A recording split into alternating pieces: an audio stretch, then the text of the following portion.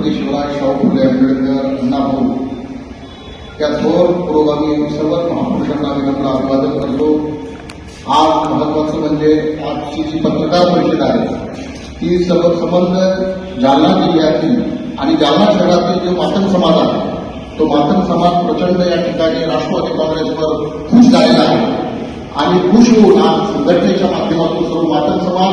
हा राष्ट्रवादी काँग्रेस पार्टीच्या पाठीमागा आहे आणि तो जाहीर पाठिंबा देण्यासाठी आजची पत्रकार परिषद आहे. आपण जर बघितलं तर राज्यामध्ये राष्ट्रवादी काँग्रेस पार्टीचे आदरणीय आमचे नेते अजितदादा पवार साहेब यांनी जे काम केलं ते सर्व घटकासाठी काम करत असताना त्यांनी मातंग समाजासाठी पार्टीच्या धर्तीवर आणखी अण्णाभाऊ साठे संशोधन प्रशिक्षण केंद्र या ठिकाणी त्याची स्थापना केली, त्याला निधी दिला. त्याच धर्तीवर मातंग समाजाचं आराध्य दैवत असलेले क्रांतिगुरू लवजी साळवे यांच्या स्मारकासाठी पुण्याला भरघोस असा त्या ठिकाणी निधी देण्यात आलेला आहे. तसंच त्या ठिकाणी अण्णाभाऊ साठे महामंडळाला मोठ्या प्रमाणात बजेट देऊन या समाजाच्या आर्थिक उन्नतीसाठी त्यांनी विशेष असे प्रयत्न केले आहेत. हे काम करत असताना अजितदादाचं काम आम्ही सांगण्यासाठी तुम्हाला इथं उपस्थित आहोत. दुसरं म्हणजे मराठवाड्याचे नेते विक्रमजी काळे साहेब यांनी देखील आता विधानभवनामध्ये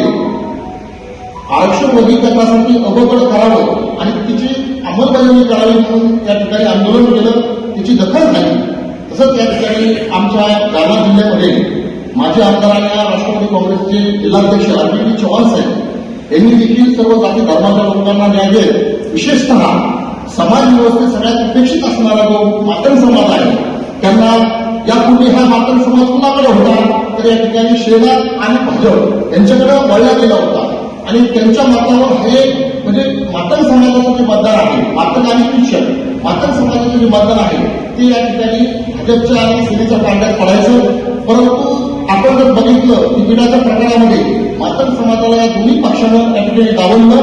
आणि खऱ्या अर्थानं न्याय देण्याचं काम जर तुम्ही केलं असेल तर ते फक्त अरविंद चव्हाण साहेब आणि शहरातले अध्यक्ष शेख महमूद खाली यांनी केलं आहे. म्हणून आता समाजाला ह्या सगळ्या गोष्टी मातंग समाज आणि ख्रिश्चन समाज हा राजकीय दृष्ट्या साक्षर झालेला आहे आणि साक्षर झाल्यामुळे आता त्यांच्या लक्षात आलं की कोण आपल्याला राजकीय सत्तेच्या खुर्चीवर बसून देते तर मग कोण असेल तर ते पक्ष म्हणजे राष्ट्रवादी काँग्रेस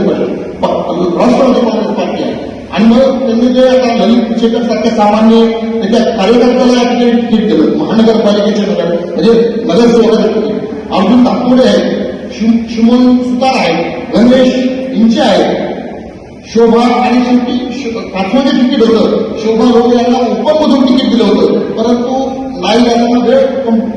वेळ न पुरल्यामुळं ते तिकीट थोडं थांबलं. परंतु राष्ट्रवादी काँग्रेस पार्टीनं मातंग समाजाला या ठिकाणी 5 तिकीटं या ठिकाणी दिली होते. म्हणून आम्ही समाजाच्या वतीनं नेट जिल्ह्याचा राष्ट्रवादी काँग्रेसचा कार्याध्यक्ष आणि त्याच मातंग समाजाचा असल्यामुळं आज तुम्हाला या ठिकाणी सांगू इच्छितो की खऱ्या अर्थानं राजकीय न्याय देण्याचं जर काम कुणी केलं असेल सर्व पक्षामध्ये महायुतीच्या ते राष्ट्रवादी काँग्रेस पार्टी अजितदादा आणि ज्यांनी जिल्ह्यामध्ये अरविंद चव्हाण साहेबांनी दिले म्हणून त्यांचे आम्ही आभार मानण्यासाठी आणि आता पक्षाचं तिकीट येणं तर आम्ही करणार आहोत पण समाजाच्या वतीनं आम्ही सांगू इच्छितो की सर्व जो समाज आहे जो भाजप आणि सेनेकडे झुकलेला समाज आहे आता खऱ्या अर्थाने तो राष्ट्रवादी काँग्रेसलाच येणाऱ्या 15 तारखेला